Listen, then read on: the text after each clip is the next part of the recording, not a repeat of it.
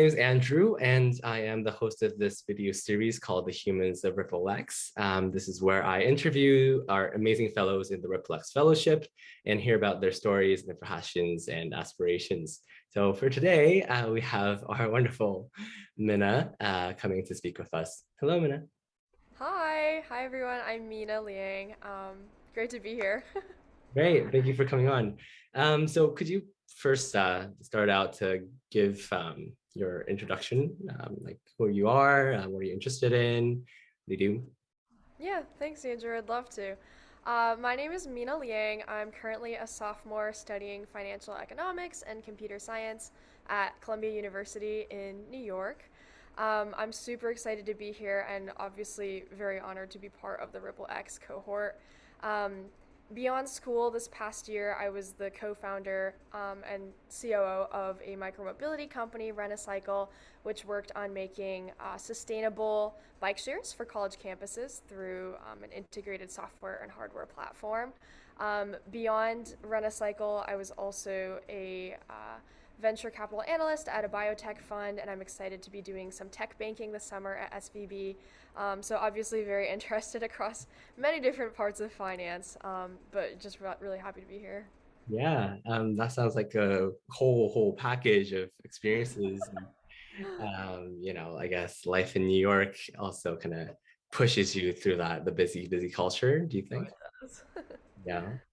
I'm just curious, do you have a specific industry that you would like to maybe in the future build in or invest in? Yeah, that's a great question. Kind of a cop-out answer, but Renicycle was operating in the sustainability and micromobility spaces, so obviously I've had some time there. I am quite passionate about thinking about like systems and how we change how people move around. I would say one of my insights from like being in the micromobility industry is that it's very difficult, I think, to um, aptly monetize it and like mitigate risk from a private company's perspective, which is probably one of the like pain points you could call it of the venture that I led. So knowing those pain points, I think it's a very difficult sector to necessarily scale and achieve maybe the like growth that you would see from software per se. But that being said, like knowing that, I think I'm pretty passionate about the way that we connect as individuals, especially post COVID. So some companies that I was following during COVID were like Clubhouse and just like crazy valuations that were happening. It was a really hype company. I have a friend who's building out a company called Picnic, which basically is like TikTok and Instagram and Twitter kind of all combined in one.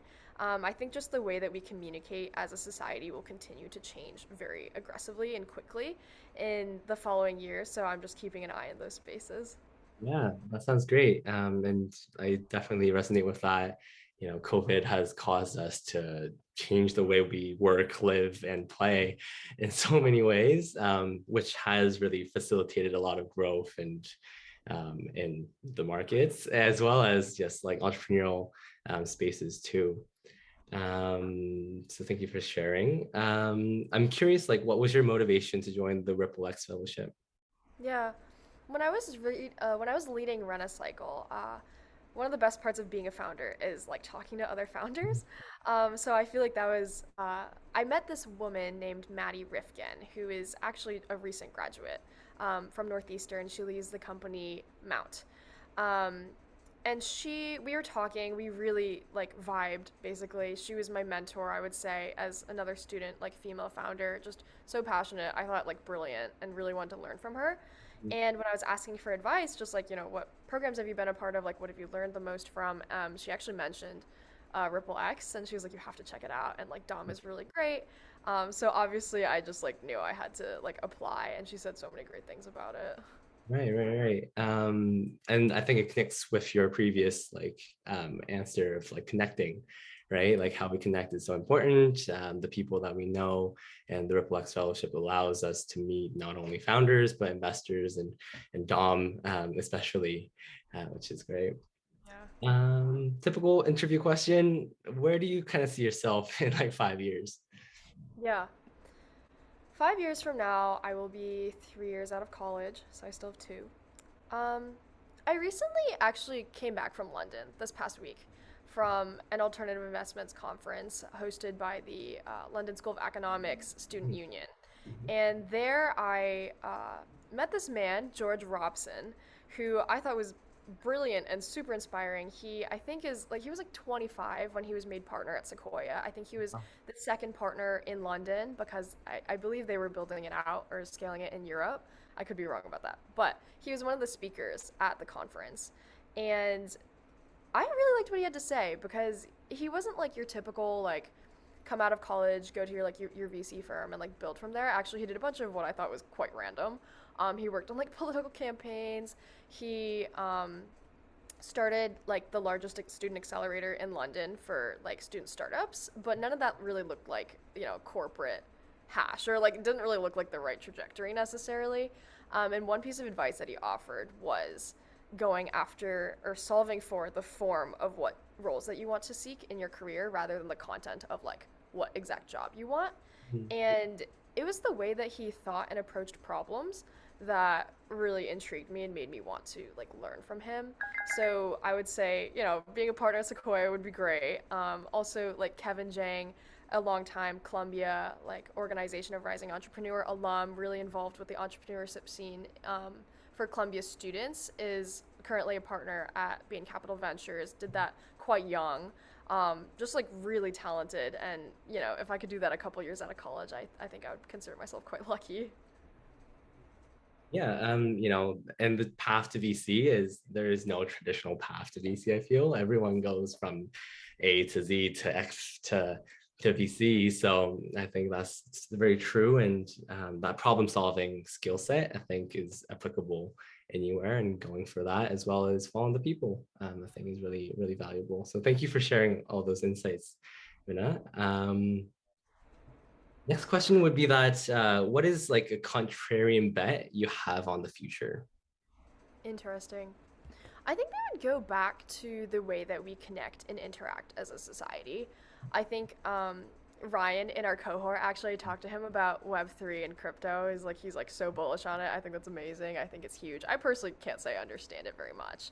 But if anything, I don't know if this is necessarily a contrarian bet so much as thinking about just like who we are as humans and the way that we like what needs we'll have in society as we progress more as like a tech centric um, like society. Yeah. But I would say actually this isn't even like a financial bet, but just like focusing on what we need as people, whether that be in our mental health or the way that we connect with people one to one in person and not necessarily like simply online over Zoom, no matter how convenient that is something that I am like very aware of and try to be very mindful of in my daily interactions because at the end of the day, like we're on Zoom and we're connecting and I love it, but also I would so much rather be in person and be able to share this moment like with you in person. Definitely. And I think being able to keep that in mind as we, continue to iterate our technology will be really, really important. Um, I'm actually funny, total side note from RippleX. Um, I just competed for Miss Manhattan this past weekend and I actually won. So Wow. I will be going to Miss New York with the Miss America organization in May. And one of the platforms that I'm speaking about is like mental well-being and like kind of this idea of like the physical aspect of who we are in relation to like this online persona that we all have created in COVID. So yeah, Definitely, definitely. Well, congratulations. I didn't know thank that. you. Mhm. Thank you. Thank you. But I would have loved for us to do this interview in person as well. Maybe I could have gone to New York. Well, my And door is always open. New York, Columbia, you have a place here. wonderful, wonderful. Maybe one last question. What is something that only you know that you can share with the world? Ooh, Good question. what a fascinating question. I think it would be presumptuous to say that I'm the expert of anything at age 20. Um, but I would say this is a lesson that I've learned over time, which sounds very generic at first, like be really open and be really bold with what you seek for and like going out and just going after what you want. Right. Um, I think the ways that I tend to do that are like less generic. For an example, when I went to this conference in London, I did not have a place to stay because I didn't want to pay like £300 per night for a week as a student. So I reached out over LinkedIn and looked up like alternative investments conference and see who came up. And I messaged the first girl and said, "Hey, like, do you want to room together?" And Mhm. she actually she was like, "Oh, I actually go to school in London, but my parents' flat is totally open. You are more than welcome to stay." So I ended up finding a place in London completely for free with this girl I like totally didn't know, but now we're like really great friends. She's, brilliant, gonna be like a banking analyst, and like, now I have a friend in London that I really trust and stayed with her family for a week. And that kind of thing, I think, like starts small, but if you're willing to simply like try things, I think there's a lot that's like unintended or unpredicted that can often come out, and I feel like that's kind of my life motto. Really, like serendipity, right, is Yes. so important.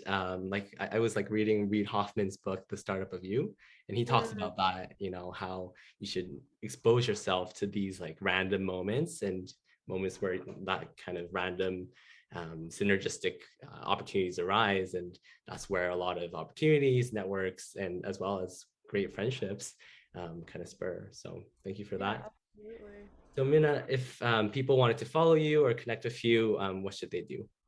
Yes. I love connecting with people, love meeting new people. Please reach out. Always available on LinkedIn, just under Mina Liang. Also on Instagram for a more social platform as Mina Liang, as well as Miss Manhattan. And I'm also active on Twitter. We're kind of getting there with the Twitter following and a little bit of a slow start, but it is the space to be for if you want to be an investor. So we're also working on that. Okay, sounds good. Well, Mina, thank you for coming on. It was like very, very exciting and enjoyable to speak with you. Thank you for all the insights and yeah, your time. Thank you so much. Also, if for this series you need an interviewer because you are the interviewer, I would love to interview you. Yeah, yeah, sounds good. We'll see how it goes. I'm thinking about that. Yeah. But yeah, everyone, that wraps up our conversation. Thank you for tuning in. More chats are to come, so please tune in for more. Thank you. Bye.